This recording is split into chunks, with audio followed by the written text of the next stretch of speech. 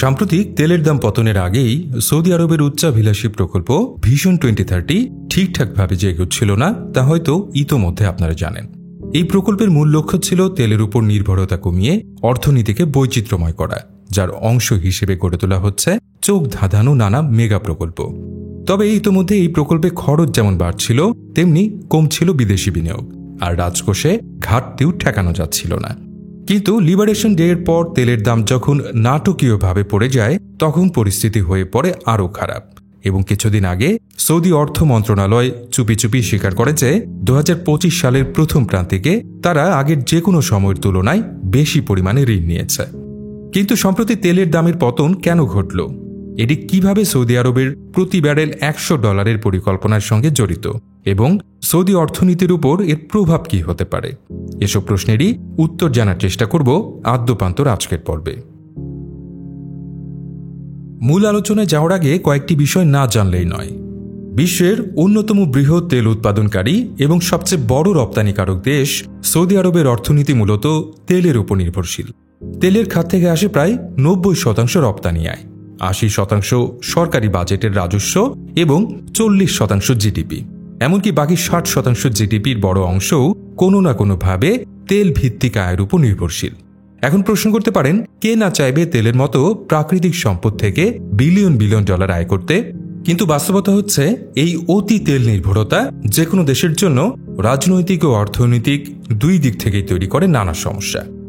রাজনৈতিকভাবে সমস্যাটা হলো, শুধু তেল নির্ভর অর্থনীতি দিয়ে সৌদি আরবের ক্রমবর্ধমান জনসংখ্যার জন্য পর্যাপ্ত চাকরি তৈরি করা সম্ভব না। এর ফলে তেল খাত এবং তেল বহির্ভূত খাতের মধ্যে তৈরি হয় বিশাল বৈষম্য। তাই বেকারত্বের হার রাজনৈতিকভাবে গ্রহণযোগ্য মাত্রায় রাখার জন্য সরকারকে মূলত কৃত্রিমভাবে চাকরি তৈরি করতে হয়।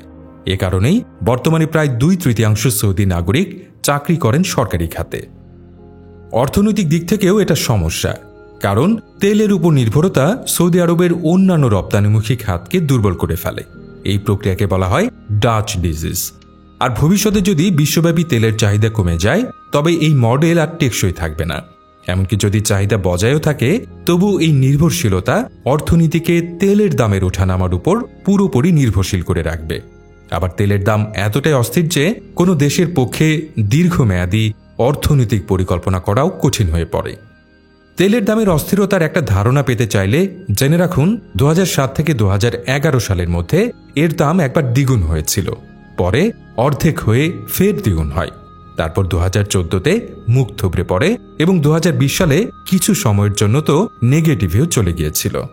এই সমস্যাগুলো সমাধানের জন্য 2016 সালে সৌদি আরবের ডিফ্যাক্টো নেতা ক্রাউন প্রিন্স মোহাম্মদ বিন সালমান ঘোষণা দেন ভিশন 2030 নামে একটি উচ্চাভিলাষী পরিকল্পনার, যার লক্ষ্য হল তেলের উপর নির্ভরতা কমিয়ে দেশের অন্যান্য খাতকে শক্তিশালী করা। বাস্তবে এর মানে ছিল দুইটি কাজ একসাথে করা। প্রথমত, সৌদি আরবের রপ্তানি নির্ভর খাতগুলো যেমন পর্যটন, খনি শিল্প ও ম্যানুফ্যাকচারিংকে এমন পর্যায়ে নিয়ে যাওয়া যাতে তারা বিশ্ববাজারে প্রতিযোগিতা করতে পারে এবং তেলের আয় দিয়ে আর সাবসিডি দিতে না হয়। দ্বিতীয়ত, সৌদি আরবের অভ্যন্তরীণ অর্থনীতিকে শক্তিশালী করা, যেন দেশীয় চাহিদা বাড়ে এবং আমদানি নির্ভরতা কমে। এর জন্য সরকার শিক্ষা খাতে বিনিয়োগ করছে, অবকাঠামো গড়ে তুলছে এবং ছোট ব্যবসার জন্য সহজ শর্তে ঋণ দিচ্ছে। তবে এটা শুরু থেকেই ছিল একটি উচ্চাভিলাষী পরিকল্পনা, কারণ বেশিরভাগ তেল রপ্তানিকারক দেশই তেলের উপর নির্ভরতা থেকে বেরিয়ে আসতে হিমশিম খেয়েছে। আর যারা বেড়েছে, যেমন নরওয়ে, তারা অনেক দীর্ঘ সময় ধরে তেল বিক্রির অর্থ বুদ্ধিমত্তার সঙ্গে বিনিয়োগ করে এই অবস্থায় পৌঁছেছে। কিন্তু ভিশন 2030 যে লক্ষ্য স্থির করা হয়েছে, তার জন্য সময় ধরা হয়েছে খুবই কম। 2030 সালের মধ্যে সৌদি যুবরাজ মোহাম্মদ বিন সালমান চান ব্যক্তি খাত যেন জিডিপির 65% হয়, যার অর্ধেক আসবে ছোট মাঝারি ব্যবসা থেকে।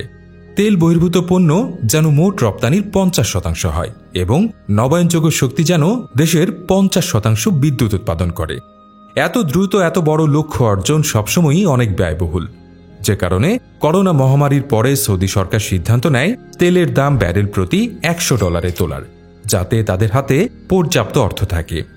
এটাও ছিল দারুণ উচ্চাভিলাষী পরিকল্পনা, কারণ 2015 থেকে মহামারী পর্যন্ত তেল বিক্রি হচ্ছিল প্রতি ব্যারেল গড়ে $60। তবুও সৌদি নেতারা আশাবাদী ছিলেন, কারণ তাদের পেছনে ছিল ওপেক প্লাস, এক বৃহত্তর তেল উৎপাদনকারী দেশগুলোর জোট। যার সদস্য এখন রাশিয়া এবং সৌদি আরব, অর্থাৎ যাদের হাতে বৈশ্বিক তেলের দামের উপর বিশাল প্রভাব আছে। কিন্তু দুর্ভাগ্যজনকভাবে এই পরিকল্পনা তেমন কাজে আসেনি। মহামারীর পর তেলের দাম স্থির হয়ে যায় প্রায় $80। অবশ্য এর কয়েকটি কারণও ছিল। ওপেকের বাইরের দেশ যেমন কানাডা, ব্রাজিল, গায়ানা এবং শেল অয়েলের মাধ্যমে যুক্তরাষ্ট্র তেল উৎপাদন বাড়িয়ে দেয়। আর যুক্তরাষ্ট্রের বাইডেন প্রশাসন তেলের দাম বেড়ে গেলে স্ট্র্যাটেজিক পেট্রোলিয়াম রিজার্ভ থেকে তেল ছাড়তে শুরু করে। ফলস্বরূপ এই ঘটনাগুলো ওপেক প্লাস জোটের মধ্যে তৈরি করে ব্যাপক হতাশা। কিছু সদস্য দেশ তেলের উৎপাদন কমানোর সিদ্ধান্তের বিরোধিতাও করতে শুরু করে। এমনকি গত বছর ওপেক জোট ছাড়ে অ্যাঙ্গোলা। এছাড়াও দেখা যায় ইরাক, কাজাখস্তান এবং ইইউ এর মতো দেশগুলো নির্ধারিত সীমার চেয়েও বেশি তেল উৎপাদন করছে, যা পুরো পরিকল্পনাটাকে দুর্বল করে দেয়। এই পরিস্থিতিতে সৌদি আরব কোনো উপায় না পেয়ে একতরফাভাবে প্রতিদিন 20 লাখ ব্যারেল তেল উৎপাদন কমাতে বাধ্য হয়, যাতে বৈশ্বিক বাজারে দাম কিছুটা উঁচু থাকে। এতে করে 2011 সালের পর সৌদি আরবের তেল উৎপাদন কমে যায় সর্বনিম্ন পর্যায়ে। এর মানে হলো সৌদি আরব চাইছিল কিছু সময়ের জন্য আয় কম করতে, যাতে দীর্ঘমেয়াদে তেলের দাম বৃদ্ধি পেলে ক্ষতি পুষিয়ে নেওয়া যায়। যদিও তখনই এমবিএস এর বিশাল ব্যয়বহুল ভিশন 2030 এর মেগা প্রকল্পগুলো, যেমন নিয়ম লাইন সিটি আর নতুন সৌদি ফুটবল লিগ, এগুলোর খরচের কারণে চাপে পড়ছিল সৌদি বাজেট। এর ফলে সরকারি ব্যয় বেড়ে যায়। সৌদি সরকার স্থায়ী বাজেট ঘাটতিতে পড়ে। আর ব্লুমবার্গ ইকোনমিক্সের তথ্য অনুযায়ী ব্রেক ইভেন প্রাইস, অর্থাৎ বাজেট ঘাটতি পুষিয়ে নিতে তেলের যে মূল্য হতে হবে সেটা উঠে যায় ব্যারেল প্রতি প্রায় $110 পর্যন্ত। এই কারণেই যখন সম্প্রতি তেলের দাম আরও পড়ে গিয়ে ব্যারেল প্রতি প্রায় $60 নেমে আসে, তখন সেটা সৌদি আরবের জন্য বিশাল ধাক্কা হয়ে দাঁড়ায়। এই দামের পতনের তাৎক্ষণিক কারণ ছিল ট্রাম্পের লিবারেশন ডে, যা বাজারে তেলের চাহিদা কমার আশঙ্কা তৈরি করেছিল। আবার সৌদি আরব তাদের আগের তেল উৎপাদন কমানোর সিদ্ধান্ত তুলে নেয়ার পর পরিস্থিতি আরও খারাপ হয়ে যায়, কারণ এটা ছিল সৌদি আরবের এক প্রকার নীরব স্বীকারোক্তি যে তাদের প্রতি ব্যারেল $100 লক্ষ্য পুরোপুরি ব্যর্থ হয়েছে। যদি তেলের দাম এখানে স্থির থাকে, তবে গোল্ডম্যান স্যাচের হিসেব অনুযায়ী সৌদি আরব চলতি বছরে প্রায় $66 বিলিয়ন বাজেট ঘাটতিতে পড়বে, যা সরকারের পূর্বাভাসের চেয়ে দ্বিগুণেরও বেশি। এখানেই হয়তো শেষ নয়। সম্প্রতি সৌদি আরবের অর্থ মন্ত্রণালয় স্বীকার করেছে যে তারা 2025 সালের প্রথম প্রান্তিকেই রেকর্ড $30 বিলিয়ন ঋণ নিয়েছে, যা এক প্রান্তিকে নেয়া সর্বোচ্চ ঋণ। যদি সৌদি আরব এই হারে ঋণ নেওয়া চালিয়ে যায়, তাহলে এর মানে দাঁড়ায় যে চলতি বছরে তাদের বাজেট ঘাটতি প্রায় $120 বিলিয়ন হতে পারে, যা জিডিপির প্রায় 11%, এবং এটা হবে বিশ্বের মধ্যে অন্যতম সর্বোচ্চ ঘাটতি। সহজ করে বললে, সৌদি আরবের হাতে এখনও বিপুল পরিমাণ নগদ রিজার্ভ রয়েছে এবং তাদের ঋণ জিডিপি অনুপাত মাত্র 30%, যা অনেক দেশের তুলনায় কম। যদিও তাদের এখনই ঋণ খেলাপির আশঙ্কা নেই, তবে সৌদি ঋণের বিরুদ্ধে বিমার খরচ বা ডিফল্ট রিস্ক ইন্স্যুরেন্স 2020 সালের পর পৌঁছেছে সর্বোচ্চ স্তরে, যা কিছুটা উদ্বেগজনক। এছাড়াও সৌদি সরকার চাইবে না যে তারা অতিরিক্ত পরিমাণে বৈদেশিক মুদ্রার রিজার্ভ খরচ করে ফেলুক, কারণ এই রিজার্ভ মূলত ব্যবহৃত হয় সৌদি রিয়ালকে মার্কিন ডলারের বিপরীতে স্থির রাখতে বা পেগ রাখার জন্য। তার উপর যদি তেলের দাম দীর্ঘমেয়াদে কমই থেকে যায়, তাহলে ক্রাউন প্রিন্স এমবিএস বাধ্য হবেন ভিশন 2030 এর পরিকল্পনাগুলোতে অনেক কাটছাট করতে। হয়তো এতটাই হতে পারে যে পরিকল্পনাটির অনেক কিছুই আর আগের মতো থাকবে না। এদিকে ভিশন 2030 এর প্রতি উৎসাহেও ঘাটতি দেখা যাচ্ছে। অনেক বড় প্রকল্প যেমন নিয়ম লাইন সিটি বারবার বিলম্ব ও পর্যালোচনার মুখে পড়ছে, আবার বিদেশি বিনিয়োগও দিন দিন কমে যাচ্ছে। এমবিএস এর জন্য এখানে বড় ঝুঁকিটা হলো, যদি তেলের দাম নিচেই থেকে যায়, তাহলে ভিশন 2030 এতটাই কাটছাট করতে হবে যে পুরো পরিকল্পনাটাই হয়ে পড়বে অর্থহীন। আর তখন সৌদি আরব ফের পুরোপুরি তেল নির্ভর অর্থনীতির পুরনো অবস্থায় ফিরে যেতে বাধ্য হবে।